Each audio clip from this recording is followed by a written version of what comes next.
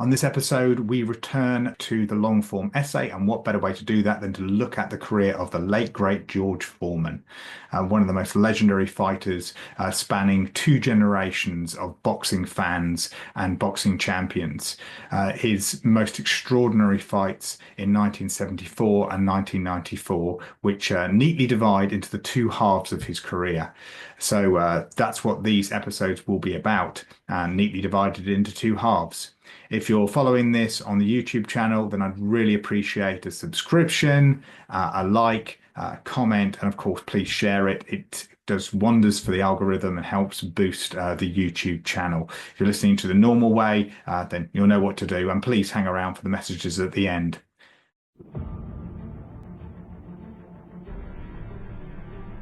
Before the existence of written records, humans systematized combat. From prehistory and into the modern day, martial arts have been a part of the fabric of culture and civilization. Whether as a means of self-protection, or to wage war, or to compete, or to preserve a tradition, or to touch personal greatness, these codified methods push us to ask questions, to explore, to express, to test, and to tell stories. This is Jamie Club's podcast, the official podcast of Club Chimera Martial Art, where we take the path of the vagabond warrior to find knowledge and inspiration from people, events, and ideas. If you are interested in where to follow Jamie Club and Club Chimera products and services, please wait until the end of the show. In the meantime, if you think this product is worth the price of a cup of coffee, please click on Support the Show in this episode's show notes.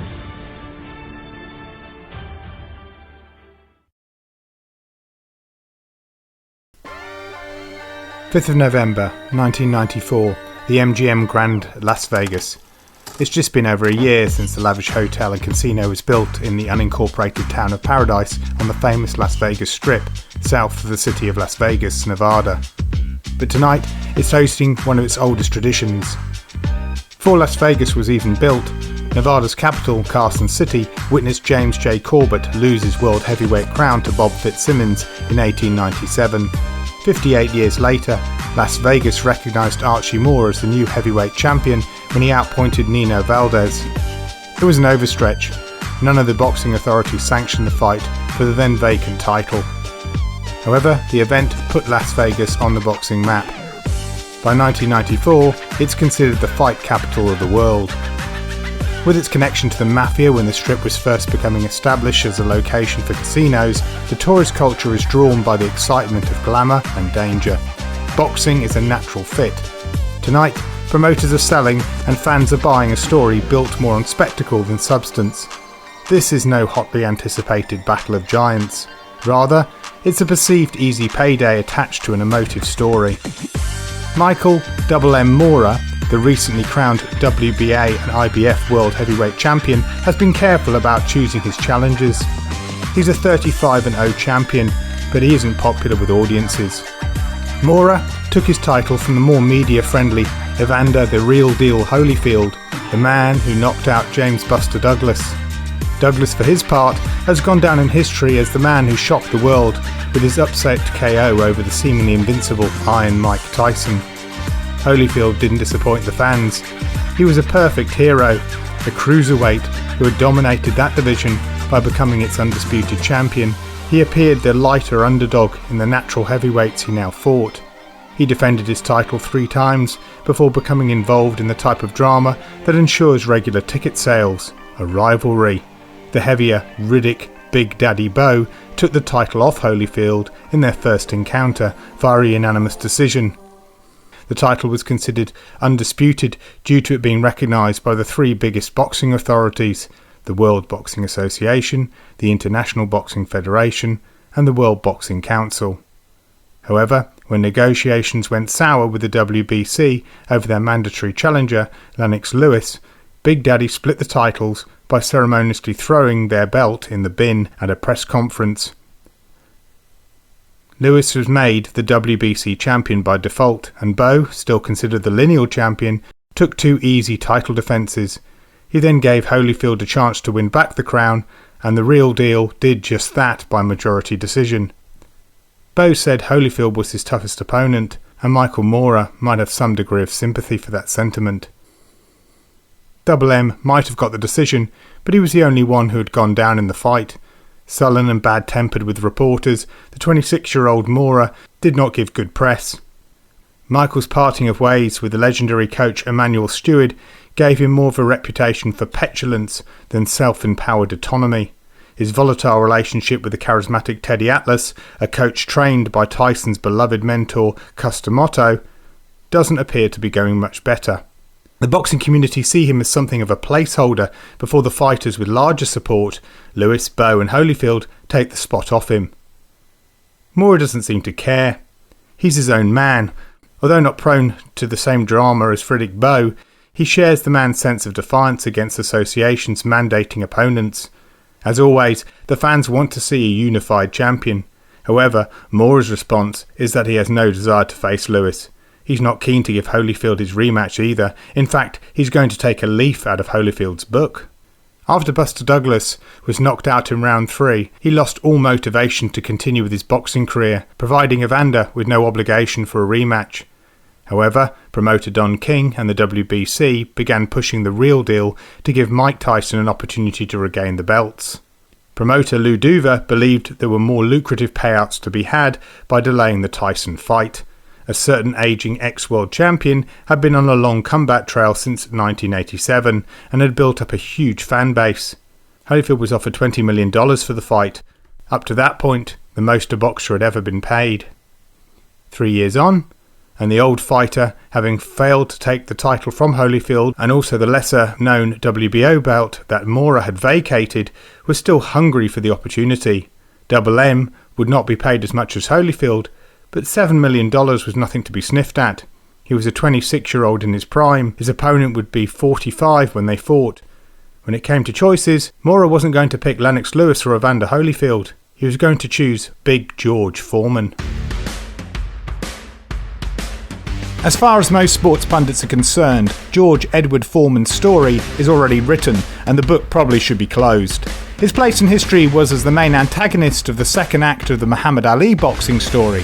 A wayward youth, many might have seen Foreman as a fighter cut from a similar cloth as his old sparring partner, former world heavyweight champion, and the main antagonist from the first act of the Muhammad Ali story, the fearsome and tragic Sonny Liston. The media had done a good job in styling both men as terrifying and villainous Goliaths to Ali's David. They had been perfect, almost silent dragons who had destroyed everything in their way, but against the odds, the brave, beautiful and charismatic fighter from Louisville had vanquished them, taking their treasure, their world heavyweight crowns, to complete the fairy tale ending. Born in Marshall, Texas on the 10th of January 1949, George Foreman grew up in the 5th Ward community in Houston. He was one of 7 children and raised by a single mother who would later marry railway construction worker J.D. Foreman. It wouldn't be until much later in life that George would discover the real identity of his biological father was a one Leroy Moorhead. Regardless of his identity, it wasn't long before George discovered that his natural size, strength and aggression allowed him to finish arguments quickly with his fists. By the time he was in his teens, he was often in trouble with the law for street fighting. Matters didn't get any better when he decided to drop out of school aged 15. Foreman recalled that the combination of his size and life in poverty, living with 6 siblings, meant that he was always hungry and was motivated to make money in order to eat more. With school not offering him any obvious short-term prospects, George Foreman resorted to his physical advantages and became a mugger. Fortunately for his distraught mother, at age 16, George decided not to pursue a life of crime and instead joined the Job Corps, part of Lyndon Johnson's Great Society reforms. He moved to California in 1965 and qualified to be a carpenter and a bricklayer. Under the supervision of trainer Charles Doc Broadus, the Job Corps introduced Big George to something else too: boxing. The sport was originally seen as a means to channel George's aggression and rage, but it soon became his passion. At first, he fought conflicting emotions of being frustrated, yet also mesmerised by the way trained fighters could handle him. It kept him coming back as he began to work out the game. Wanting to stay around it, he switched from his plans to work in construction to becoming a physical education instructor in Camp Park's Alameda, California. Meanwhile, his amateur boxing career bloomed under Doc Broadus. taking him to a gold medal at the 1968 Olympics. His knockout victory over a vastly more experienced opponent was topped off by a meeting with none other than Lyndon Johnson himself, who he was able to personally thank for initiating the Job Corps. Foreman turned professional the following year, and under the tutelage of Dick Sadler and sometimes from his famous cousin, the legendary featherweight world champion Sandy Sadler, George's rise through the ranks was comparable to just about any other notable juggernaut in boxing history. He was 6'3", with a 78-inch reach, with a fighting weight between 220 and 225 pounds. He also had great training in delivering power and intimidation in equal measure. Foreman's first idol, and the man he would go on to regard as the scariest and most powerful heavyweight he ever faced, was the aforementioned Sonny Liston. Years later, Foreman would say that Liston was the only man to back him up in the ring, and he would model his terrifying stare on Sonny's trademark glare. Like Liston, Foreman had more than enough to back up his fearsome aura. Only 3 of his 37 victories leading up to his first undisputed world heavyweight title went the distance. Few of these 34 knockouts happened late in the fight either. He had only been fighting as a professional for 4 years when he stood as the #1 ranked challenger to face the undefeated champion, Smokin' Joe Frazier. Frazier had proven he was not just a paper champion when its original holder, his friend and now hot rival Muhammad Ali, had been stripped of the titles for refusing to be inducted into the army. Ali famously opposed the US's involvement in the Vietnam War on religious grounds. When his conviction had been overturned and his licence renewed, Frazier had given him the opportunity to fight for the title he had been defending. The result was a unanimous decision win for Frazier, who put on a masterful display of his abilities. A highlight of the match had seen Frazier's patented left hook timed to perfection through a flaw in Ali's defence, sending the former champion to the canvas in the 15th round. Borrowing the title from Jack Johnson's famous defence against former undefeated world heavyweight champion, the Great White Hope, James J. Jeffries, this bout had lived up to its fight of the century hype. Frazier had proven his worth, and he didn't believe he needed to prove it straight away again when Ali rallied for an immediate rematch. In his mind, Ali was not the fighter he had been, and a bout against Foreman would be a much better match. He believed his relentless pressure strategies would be too much for George. He was faster than Foreman and could overwhelm the larger man before he could get off his big jab. How Frazier thought his style would prevail over Foreman's is anyone's guess. Being a Frazier fan, I want to chalk it up to courage.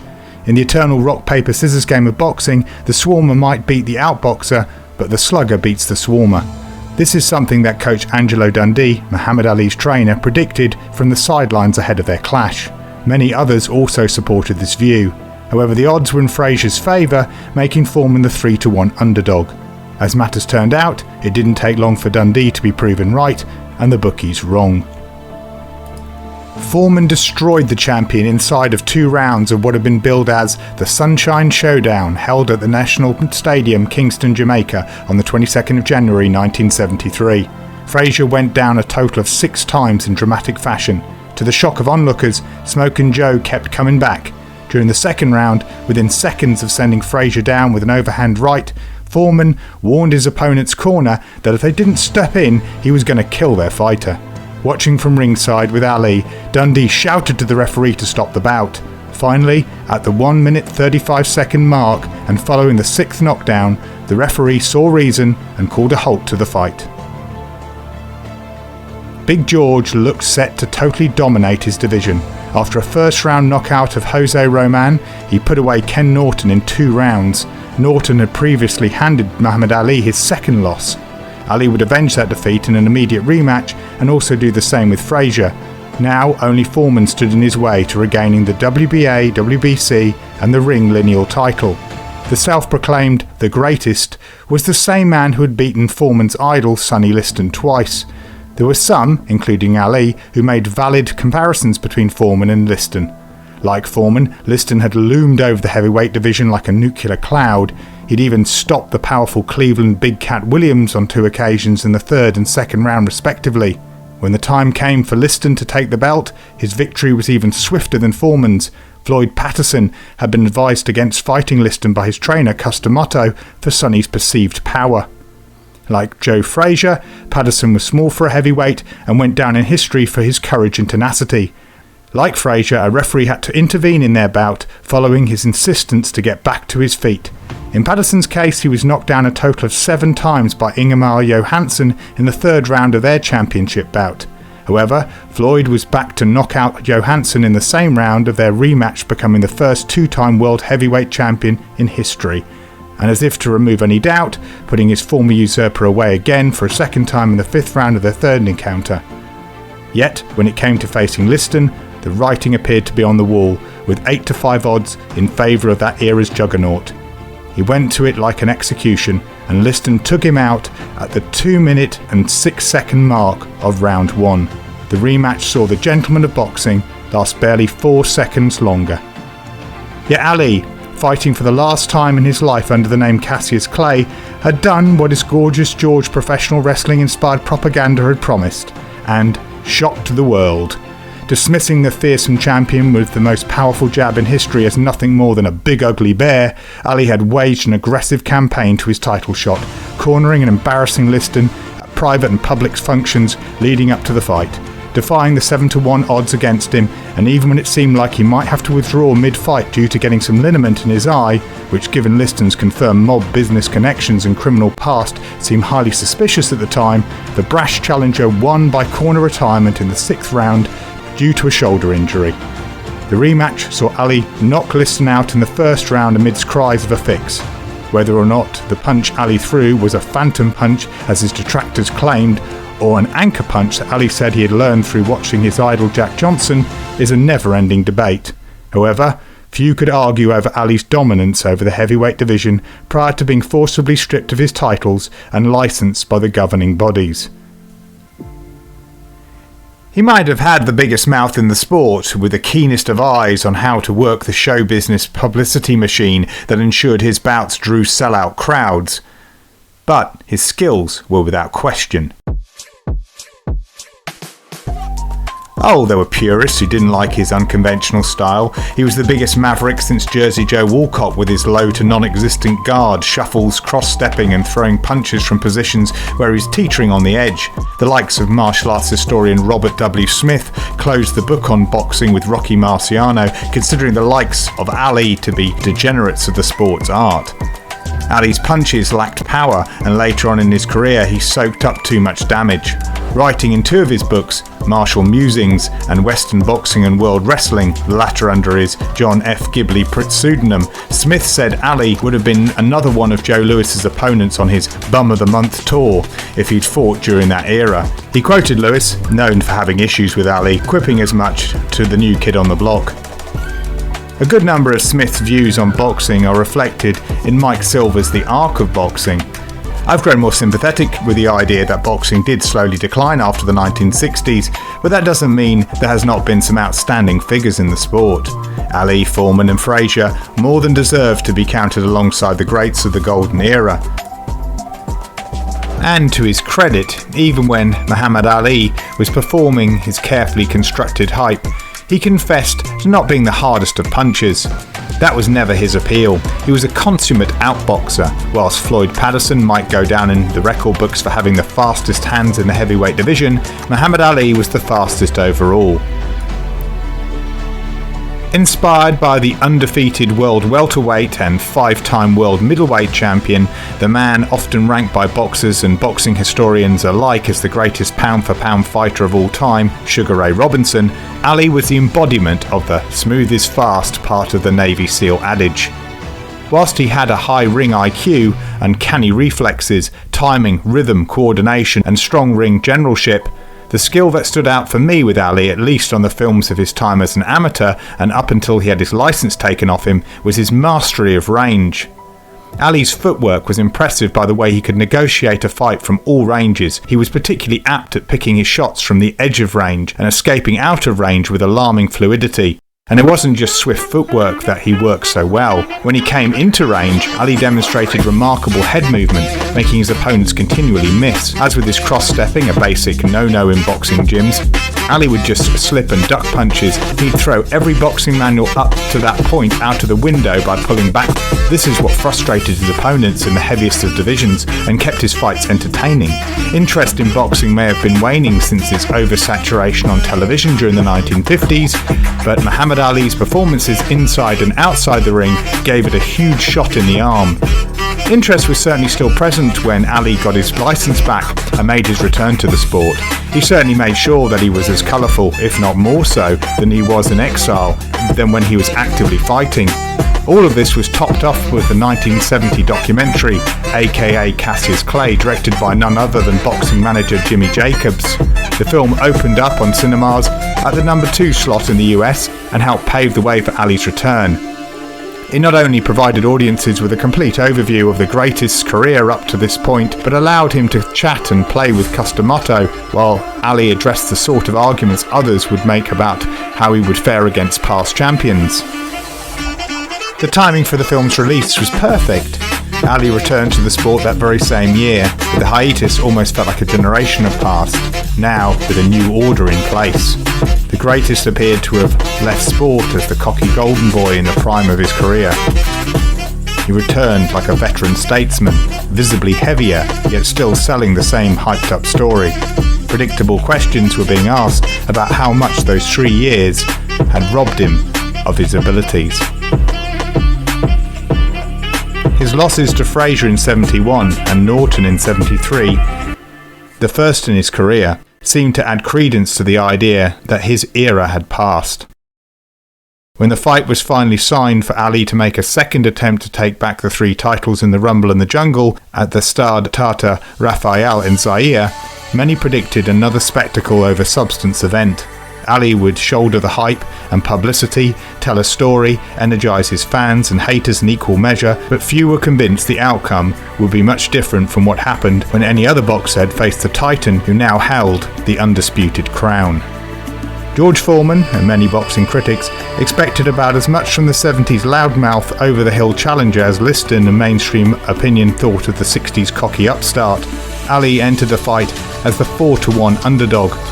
After the Norton defeat, Ali had been able to avenge the loss within the same year, but it had been on a controversial split decision. He'd got Frazier back too on a unanimous decision, but that was following Foreman's demolition job. Norton had fallen to the big man too, stopped by the referee in the second round after George had knocked him down 3 times. It did not look good for Ali. His criticism of Big George's footwork, labelling him the mummy after the signature leg-dragging gait displayed by the universal monster of the sequels, might have amused the press, but the experts weren't convinced. Up until he left the locker room in Zaire, the greatest had told his entourage what he had been indicating to the press conference, that he was going to dance. He created a vivid picture of the 1960s Ali, slimmer and more youthful, gliding, skipping and pedaling around the ring out of danger as he played a tune off the lumbering Foreman's head. Somewhere in the backs of their heads, even Ali's greatest supporters, when they were alone, weren't convinced by this prediction. This is not the man they had seen fight the boxers Foreman had struck like he was in an Asterix or Popeye cartoon. If the Ken Norton split decision win had been controversial, the Frazier unanimous decision had been a bore-fest where Ali had clinched his opponent 133 times. Such depressing imagery was in stark contrast to the man they had seen training in Zaire. When he was shadowboxing or giving a stand-up comic routine, there were flashes of the Ali that had dominated the Olympics and the professional heavyweight division in the previous decade. However, his sparring matches against Larry Holmes had been head-scratchers. What was Ali doing getting backed up into the ropes and eating Holmes's punches? Ali was becoming the type of fighter he would say he despised, a catcher. Try catching one of Foreman's blows and see what happens, many smirked. As if to demonstrate this concern, Ali made a point of avoiding going near Foreman when he was working the heavy bag. Author Norman Mailer would say that when Big George had finished his session, there would be a dent in the huge bag the size of half a watermelon. However, when the Rumble in the Jungle was over, it was Foreman whose indestructibility would be proven to be false. The giant was slain, knocked out in the 8th round to chants of Ali Boumaier, Ali kill him in Lingala. He'd been totally played. Early in the fight, Ali had continued his psychological assault on Foreman by landing several lead hand rights. This punch was a personal insult to any professional fighter, demonstrating they weren't fast enough to need a jab to set up the shot. The goading and jeering enraged Big George enough to jump on his opponent and put him away early, like all his other contemporaries. And this is when the rope-a-dope strategy came into play. Whilst in training, Larry Holmes had been encouraged to cut off the ring and press Ali back, just as Foreman would. In secret, Ali and his coach, Angelo Dundee, planned to use this forward pressure to their advantage. Ali would lie back on the ropes, using their elasticity to absorb most of the impact as George pounded away with all his might. Ensuring the champion would keep up the pace, Ali was ready to jeer and goad in between bursts. After the 3-round mark, George recalled being shocked that Ali was still standing. Nevertheless, Foreman believed he could silence this braggart. It was just going to take a little while longer. Charging through the next 3 rounds, he remembered catching the challenger in the neck and hearing him wince from the pain. He was in a boxing match, George would later say. I wanted to kill him. Then the 6th round, after he sunk one of his life-changing hooks into Ali's side, he heard the challenger whisper in his ear, "Is that all you got, George?" Reflecting on that moment, Foreman would confirm that actually the answer was probably a yes, as the fight turned into a nightmare. Ali had seemed to get the entirety of Zaire behind him, basking in the love for his African heritage. He ran with the children and immersed himself in the culture, taking every opportunity to win the love of the people. By contrast, Foreman had turned up looking sullen, exhibiting that morose and intimidating look he'd modelled on Sonny Liston, a boxer who had been forced to wear the black hat due to his perceived negative connections and the media's portrayal of him. Foreman would later admit that he had happily worn the same hat, transferring the intimidation factor that had made him a successful mugger to his fighting career. He wasn't much of a talker then, and certainly couldn't match Ali's grandstanding and quick-witted repartee. His villainous image was further exacerbated by his choice of animal companion. Doggo, a German shepherd, was Big George's source of comfort in Zaire. Unfortunately, Doggo was the same breed of dog that the Belgian colonial forces had used prior to the country winning its independence. When the end came in the 8th round, George might have been caught fairly by Ali's short right, but his failure to beat the count came from a man systematically destroyed. His body was totally exhausted, but his will had been broken by the psychological assault Ali had waged against him, effectively wearing the big man down with an in-ring strategy and then hitting him with the entire country. Meanwhile, watching from his corner was the former undefeated light heavyweight champion Archie Moore. Although he played down his role in helping to train George Foreman, his influence was plain to see. Moore had been Ali's trainer for the briefest of periods, but there was no way the proud and cocky Ali was going to work in the Spartan boot camp conditions ancient Archie had insisted upon. Later, he would defeat his old shunned coach in the ring in the old Mongoose's 219th and penultimate fight. Moore's longevity in the game was mainly down to defensive prowess and strategic brilliance. Much of this came off his highly sophisticated cross-arm guard, which included a tactic he called the turtle shell. This was where he braced against heavy punches, allowing younger and stronger opponents to wear themselves down. Although rope-a-dope wasn't taught to Ali by Moore, commentators have acknowledged the similarities between both approaches. Regardless, there was probably very little Moore could do to deter Foreman from his rage-infused onslaught on Ali. The big man's fighting style was too hard-wired and conditioned at this point. This was far from the fight he had trained for when his camp had considered Ali's likely tactics. There would be unfounded claims that Angelo Dundee loosened the ropes prior to the fight and that George's drink had been spiked. Some even believed a succubus had got him and the champion had been a victim of witchcraft. Ultimately, George admitted that it just wasn't his night. Devastated by the loss, he took a year off before launching a campaign to fight Ali again. This began with a publicity stunt that totally backfired on him. An event was set up where Foreman would fight 5 opponents in one night, a feat that would re-establish his Superman-like reputation. The ill-advised spectacle already showed signs of problems before Foreman entered the ring. First of all, critics weren't impressed by the calibre of his opponents. A mixture of journeymen with spotty records and inexperienced fighters made up the quintet. To add insult to injury, Muhammad Ali was sat at ringside as colour commentator alongside Howard Coswell. Amidst boos from the audience and chants of Ali, Ali, Foreman couldn't resist taunting his vanquisher. In response, Ali began giving advice to Foreman's opponents. Although he succeeded in knocking out 3 of these men, the 2 remaining boxers went the distance against their exhausted adversary, winning cheers and applause from the audience. What should have been the beginning of a triumphant return for Foreman, standing atop the wreckage of 5 fallen fighters as he set his sights on avenging his single loss to Ali, turned into one of boxing's disappointing anomalies. Rather than reinstalling belief in his abilities, the night had raised more doubts about Big George's comeback trail. The following year, a bout had been secured between Foreman and the heavy puncher Ron Lyle. Lyle was ranked the number 5 contender at the time, but had been unsuccessfully challenged by Ali for the title, losing to a technical knockout in round 11. He was an entertaining fighter nonetheless, and this would be a good matchup with George. As it turned out, the fight was declared Ring Magazine's Match of the Year, and Foreman won a 5th round knockout. However, the bout was clearly far more than the sum of its parts. If audiences were watching any other man engaging Lyle in the brutal slugfest that made up most of those rounds, they would be credited for their extreme resilience and power. However, this was George Foreman, a man who had once been seen as a monstrous destroyer of men. Until he outpunched himself in the fight with Ali, he seemed impervious to damage. Despite coming out the loser, audiences were more inclined to see this as an achievement for Ron Lyle than George Foreman. Towards the end of the first round, Foreman had been staggered by his opponent. He came back in the second, but Lyle was saved by the bell.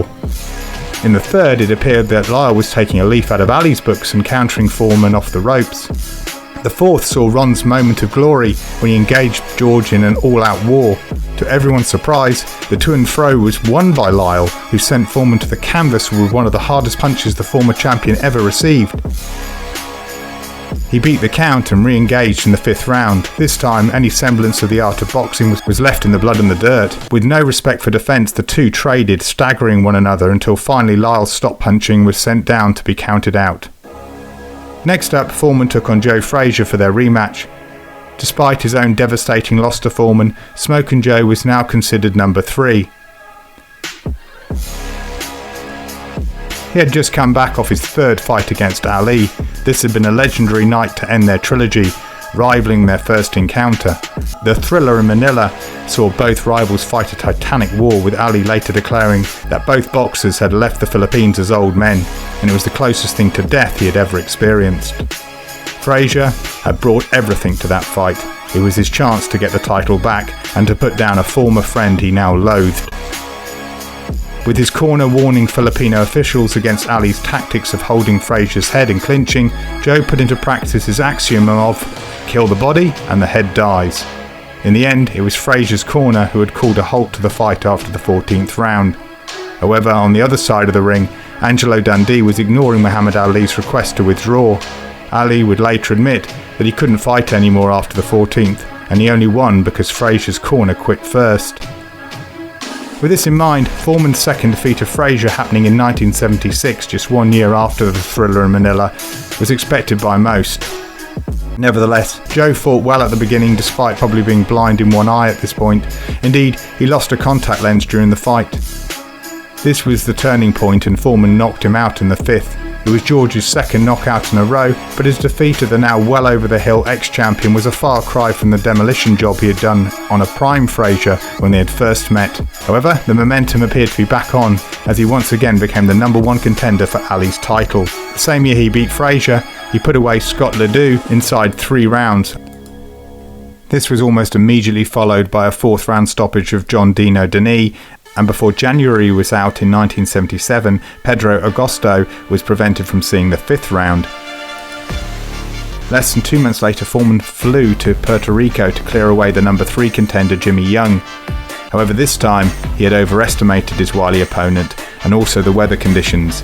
Leaving only a day to acclimatise, George wasn't in great shape when he took on a man who had beaten John Lyle and lost a very controversial fight to Muhammad Ali. He was not to be taken lightly. Matters were looking up for George in round 7 when he hurt his opponent, but he was unable to finish him off. Running out of gas again, George was visibly tired by the 12th and final round. Young landed a knockdown, and although George beat the count, he lost the fight. Young won a unanimous decision, whilst Foreman became very ill in his dressing room. He would later state he suffered a near-death experience, a terrifying spiritual awakening that convinced him to become a born-again Christian and a preacher. his boxing days were done. After being baptised, George Foreman was ordained as a minister for the Oneness Pentecostal Church of Lord Jesus Christ in Houston. He opened a youth centre bearing his name along with his brother Roy and regularly spoke on Christian television broadcasts. George had found his voice, hung up his black hat and reinvented himself. End of part 1. Stick around for after these messages to hear about what's coming up in the next part of Big George, One for the Ages. Thanks for listening to the show. If you're so inclined, there are many ways you can express your support and help keep this podcast going. For example, I've published several books on Amazon. If you'd like a signed copy of any of them, please drop me an email. You can also purchase my online Vagabond Warriors martial arts cross-training courses and the online Animal Instincts Children's Self-Protection Teaching Programme. More direct support can be shown through Buy Me a Coffee and my Patreon page. I'm most grateful to all those who have already bought my books and courses and those who continue to kindly donate to the show. As for my services, the heart of all that is CCMA, nowadays I teach private lessons, courses and seminars. These are bespoke services that put you in charge of your martial arts journey. I teach self-protection and martial arts cross-training. You can train with me, one-to-one, or in a small group. I count individual clients, couple clients, parent and child clients, and various other combinations. These can be taught face-to-face or virtually. I also regularly teach clubs, societies and associations nationally and internationally. Please go to clubchimera.com for more details. Please don't forget to subscribe to the show on whatever podcast platform you are currently using. If you could leave me a 5-star rating and a review, I would be most grateful. You can also follow me on Facebook, Instagram, Blue Sky, X and TikTok. Facebook also has a members group in addition to the main business George Foreman throws so please himself send in into a a life request of to join service in as a training preacher, a mentor discussions to the young, and be a part of family the man. wider CCMA However, community. 8 years after I'm his also last uploading professional new fight, content all to his earnings YouTube. from boxing There have are various gone. shorts, He is on vlogs, his fifth and full marriage video with a huge versions family of to some of these support. podcast With his episodes beloved on there. youth centre Again, soaking up please all available subscribe, money, like, donations not share, forthcoming, and leave a George comment. faces a near-desperate All situation. favourable engagement One that will helps lead him to make a CCMA shocking decision. moving forward. He will fight again. However, the world has changed, and so has George. Custom Motto's latest protege, Iron Mike Tyson, has supplanted Foreman as the new fighter to fear as he tears his way through the ranks to claim the undisputed world heavyweight crown, rocking the 1980s heavyweight scene. Meanwhile, the once brooding, menacing image of Foreman has softened into a jovial father figure, his cold, hard edges rounded off into an overweight frame that is nearly 100 pounds in excess of his prime fighting weight. No one, not even his beloved family, can believe his ambitions. He not only intends to resume fighting, but to reclaim the world heavyweight title. It's going to be an extremely long road ahead on a less familiar route. No longer in his mid-20s and the prime of his boxing life with the best promoters behind him, the now sedentary, middle-aged preacher will have to move out of virtual retirement and against a wall of scoffing criticism by literally taking one step at a time. That's in part 2 of Big George, One for the Ages, only on Jamie Club's podcast.